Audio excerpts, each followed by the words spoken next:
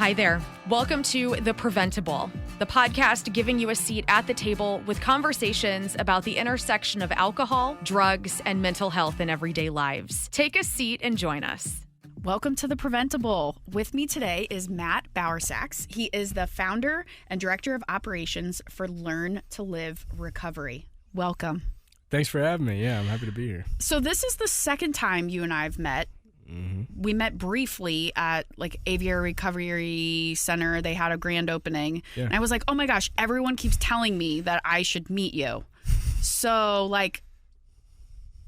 nice to meet you. Yeah. Officially. Yeah, nice to meet you officially. I'm glad we bumped into each other. No kidding. And thanks for being on. So first and foremost, so you're from Valley Park, but you founded and created Learn to Live Recovery in Herman. That's correct. Now, Herman is known for being like a wine country. So was this intentional or you just had a great piece of land? Tell me. Yeah, so it's kind of interesting how I found Herman. It's always been a dream of mine to do, to create my own, extended care, sober living program, ever since, I got sober 11 years ago. Congratulations, by the way. Thank you. And so I was just, I kind of got furloughed from my job. And I was just like, okay, I'm going to take a swing at my own thing. So I started to look at a few places. I found a place for sale that was previously a bed and breakfast in Herman. Oh, genius. And it was perfect. And because I moved back to St. Louis sober, I was from St. Louis originally and then moved to the East Coast, and I lived there for a while, got sober and moved back. And I didn't know anything about the wineries or anything like that. And it didn't really, that's not what drew me. I walked around the town. I was like, man, there's 2 coffee shops. There's a bunch of local small businesses. It's small, low key. You feel like you're walking through a Hallmark movie. You do. You totally when you're walking through town. And so it was really perfect. I wanted something that was close enough to St. Louis where we could come and do fun and recovery stuffs, Cardinals games, rock climbing, go-karts, whatever you think, and then come in for meetings and things like that, but far enough away where the guys could kind of get out of their environment, build some new habits, and really just have the time and place to recover away from the hustle and bustle. So you've answered some of my questions, I think. So this is a male only, okay, at this point. For now, I love it. Mm-hmm, okay. And what you were telling me beforehand is that you describe it as extended care. Mm-hmm. So for the lay person listening, what does that mean? Are you providing treatment? Is this after treatment? Mm-hmm. More like a recovery housing type of situation? What does it look like? Yeah, so I think that's a great question because that's what trips a lot of people up. So what I believe that we've built is a true step down from residential treatment. Step down from residential treatment. So somebody is in treatment, inpatient, they're there, they're living there, getting their meals there, and then what? Exactly. Right. So then, when they come to us, there's not a huge bubble bursting because in residential treatment, they control your structure. You have, several groups a day, you know when your breaks are, when your meals are. And when you come out, even if you go to regular sober living, there's a bubble that kind of bursts and you're like, whoa, what do I do with my time? Right. And from what we know about recovery structure, and just as long as you can stay in a structured and supportive environment, the better your chance of success. And so now I have to interrupt you because that's not just recovery, right? We know kids like structure. We know people in general like structure. I mean, they might push against it. But a lot of people crave it and need it to really thrive, right? Exactly. And that's kind of what I preach to the guys anyway. I'm like, you guys have an opportunity to, be better people, regardless of the stigma of addiction and you're an addict or an alcoholic. We're striving to be better people when we're done with this, right? So do people live on your campus? Yep. And do you have activities and groups and all of that stuff? Yeah. So we do a lot of that in-house, which I think is different than your typical sober living. So we have a group every day, mostly skills-based stuff. Mindfulness is a big piece of what we do. So we do the singing bowl meditation, cool. Yoga, equine therapy, and then they're also getting individualized care, one-on-one for case management, recovery coaching, cool, anything that they need. And then the step down piece is now, okay, I have to budget and create my own meals. I have to make sure that, I'm going to doctor's appointments. And then once you get through, our second milestone, we're talking about, hey, okay, school, job, volunteering, right, that kind of stuff. So we slowly reintegrate them inside of our structure and then slowly integrate them out by giving them more and more freedoms, cars, jobs, school. Okay, I know people are listening going, how the hell does he fund this? So how do you fund it? Yeah, so we're lucky to be privately funded. I got a lot of support from a bank in Springfield, Illinois. A lot of banks said no. Sweet. When I went. We had a personal relationship to Marine Bank, and we can give them a shout out. Yeah, and you should, because they're great. They gave us a shot. They came in as a partner with us, and we were able to kind of fund it all ourselves. Wow. And now tell me about fund recovery, because I would bet that helps support some of the gentlemen. Yeah, I mean, is that an understatement? Yeah, so Fund Recovery has been a great partner in this. So I was lucky enough to meet them a couple of years ago. They're an organization out of Nashville that their whole premise is to raise money to send people to great programs all over the country, from residential level of care all the way down to therapy, who can't afford it. That's huge. And so they've had some great efforts in fundraising to help them. We've had a few people scholarshiped into our program through their funding alone. But because of the relationship with them, we've been able to do some outside things, like a group of people that lost a friend to this disease. He died from an overdose. They wanted to do something in his memory. And so they had a kickball tournament. Cool. In Smithton, Illinois, and they called it Smithton. Yeah. Get out of here. Okay. All right. And they called it shout out to Smithton. Yeah, and they called Kick It to Recovery, and and it was they raised over $20,000, and it was just so unbelievable. And now with them and some other generous outside people, I'm able to scholarship guys into my level of care. Wow. And at no cost to them. So how many, generally speaking, how many guys do you have in your house? So we've been anywhere from like 8 to 10 people. We can have as many as 12. Right now we have 9. Cool. So it's All right. So when we first started, you said, yeah, it's always been a dream of mine to start something like this, and you said your 11-year. You just celebrated your 11-year anniversary. You look 10. So so I have a feeling that you have a pretty amazing origin story here. So how did you find yourself in this spot? Yeah. So for me, you really do. You look 10, by the way. Keep moisturizing if that's what you're doing. Yeah. So I appreciate you thinking I look young, but but yeah. So I mean, this addiction thing got bad for me quick. I saw some consequences very early on in my teens. I was suicidal kind of into my, so when I was 19, 20, struggled with my mental health, struggled with my confidence, used drugs and alcohol to deal with that. Yep. I crashed cars. I was in trouble. It wasn't a good situation. So my first trip at college was, as my dad calls, a seminar.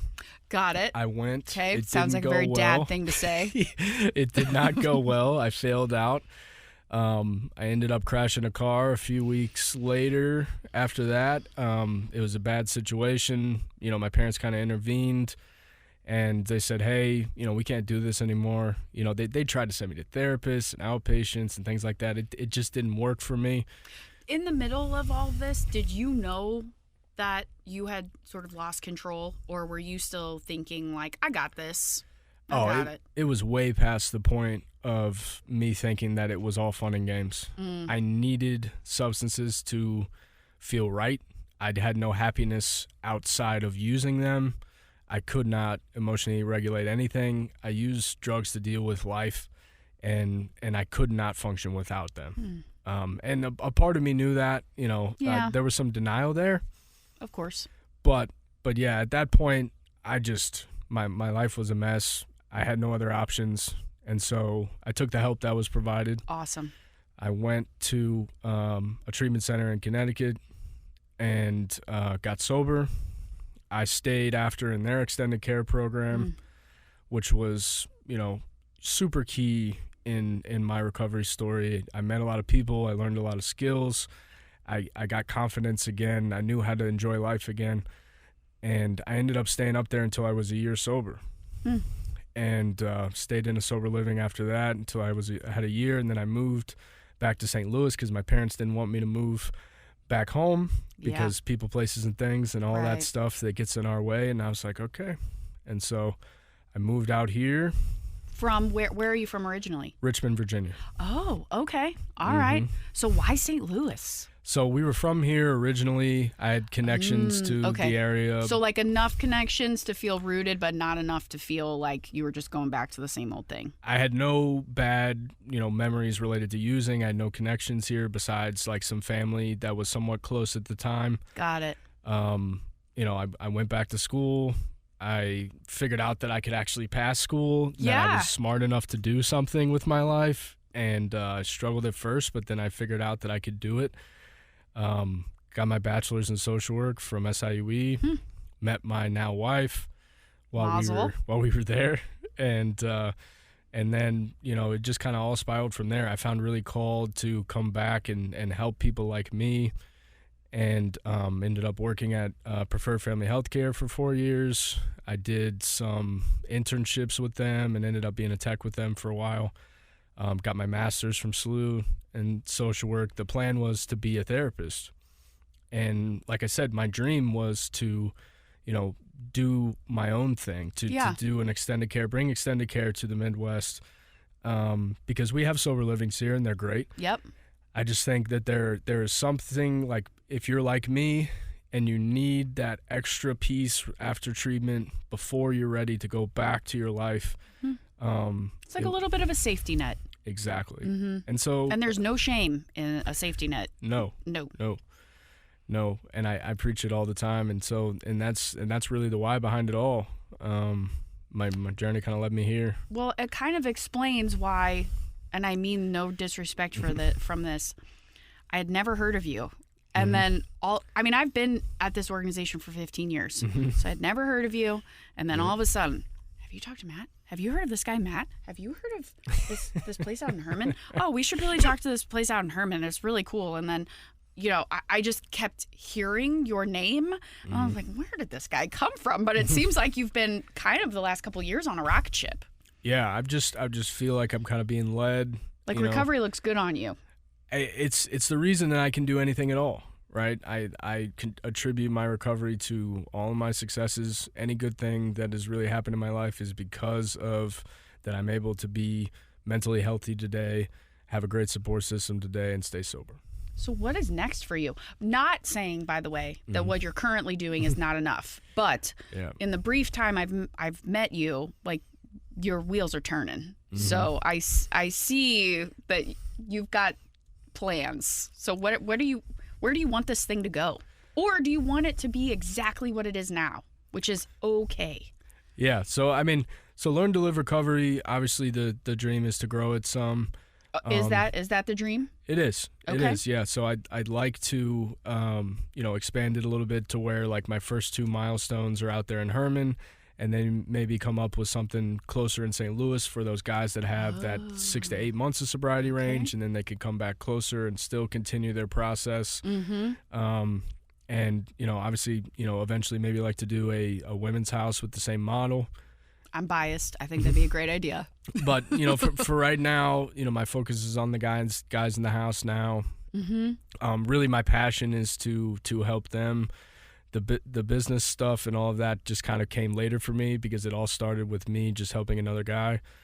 But I really just have dreams of just trying to do it the right way, with never sacrificing the quality of what my program could provide, and just sticking to what our roots are, which is, that resident first model. Resident first.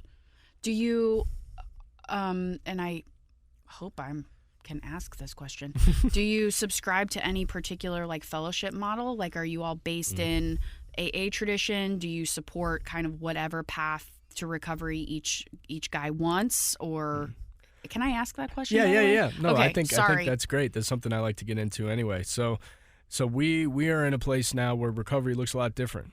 Correct. There used to be one avenue, and it was AANA, 12 steps, and it's still there, and it still helps a lot of people. Which works for a lot of people. And so we do provide a lot of that. We also, do smart recovery as well. Can you tell people what smart recovery is? So smart recovery is a CBT model that's cognitive behavioral therapy. Yes, where they have kind of taken the spiritual piece away from the 12-step model, and they've kind of created their own avenue to, hey, through therapy and skills, you can recover too. So it's taking that higher power away and putting in more of skills, knowledge and skills. Yes, correct. Yeah, and you know what? That's what a lot of people have issues with, especially in early recovery. It's like, what did God do for me? Same. Yeah. And and my story is different. I had to come to believe in a higher power greater than myself. It's not the same as my parents. It's probably not the same as yours. Right. But that is what I had to do.